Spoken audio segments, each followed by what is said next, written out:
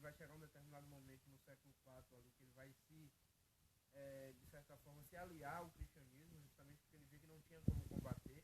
Quanto mais se combatia o cristianismo, né, a crucificação de Jesus Cristo, a perseguição dos cristãos, mais o cristianismo crescia e se expandia. Então o Império Romano ele decide, de certa forma, se aliar ao cristianismo e tornar o cristianismo religião oficial, né, inclusive aí com Teodósio em 380.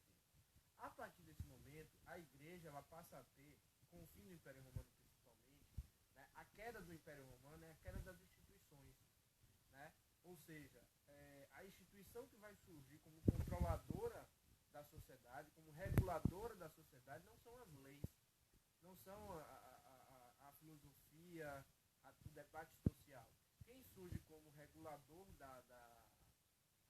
vamos dizer assim, da sociedade é a Igreja Católica. A Igreja Católica ela passa a regular a sociedade, né? Então, o que é que passa a acontecer? A Igreja Católica ela passa a ter tanto um poder espiritual, né, quanto o poder político. Quando você vai unir ali Estado, né, de certa forma Estado e Igreja, isso vai ficar muito comum na Idade Moderna. Na Idade Medieval, a grande instituição, a instituição reguladora social, né, totalmente é a Igreja Católica. A Igreja vai regular a sociedade. Tanto que a gente vai ver, né, inclusive, eu até anotei aqui um tópicozinho, né, ela vai dizer como a sociedade deve se comportar. Como a sociedade ela deve não só se comportar, como também ela deve se dividir. Lembre que é desígnio da igreja, a gente falou isso quando nós falamos de Idade Média, né? Falamos um pouquinho de desígnios de Deus para como a sociedade medieval deveria se comportar, né?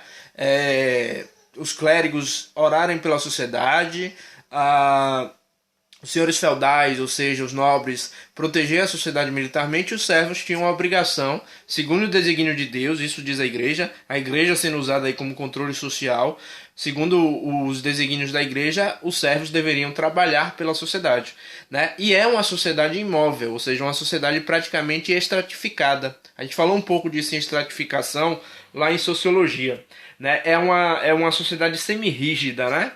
Aí a gente bota aí como semi-rígida, mas muitos filósofos, muitos historiadores colocam até mesmo como uma sociedade rígida, né?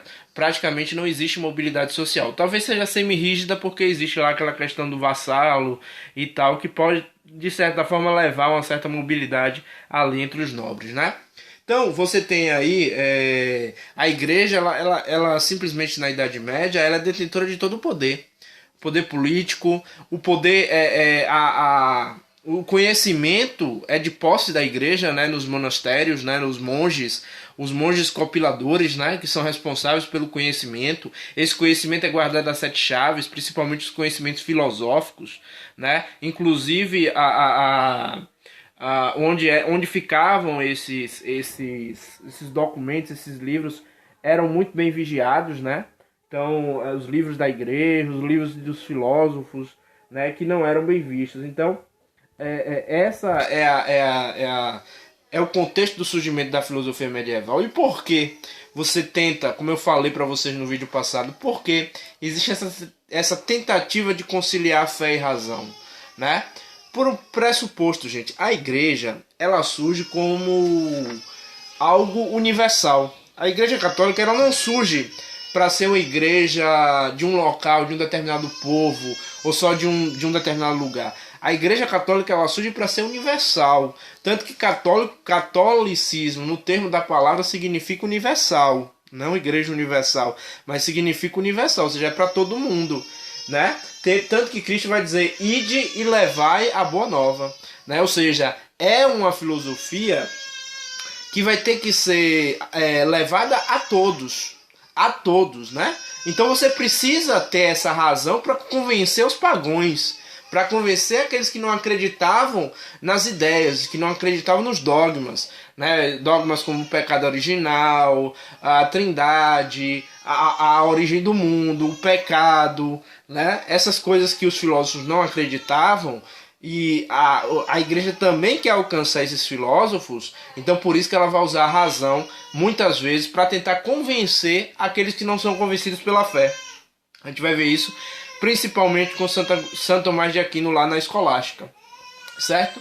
Então é nesse contexto, gente, que surge a filosofia medieval, beleza?